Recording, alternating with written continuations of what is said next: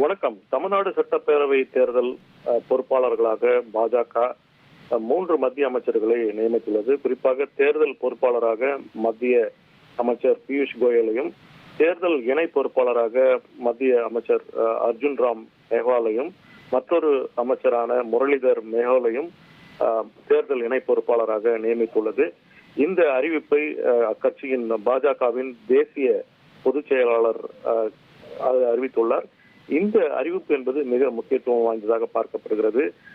நேற்றுதான் அக்கட்சியின் சார்பில் தேசிய செயல் தலைவராக நிதின் அறிவிக்கப்பட்ட நிலையில் இன்று பிற்பகல் 2 மணிக்கு அவர் தலைமையகத்திற்கு வந்து முறையாக பொறுப்பேற்க உள்ளார். இதனிடையே தான் தற்போது தொடர்ந்து தமிழக சட்டப்பேரவை தேர்தலில் தொடர்ந்து பாஜக காய்களை நகர்த்தி இந்த அறிவிப்பு நடவடிக்கைகளை எடுத்து வருகிறது.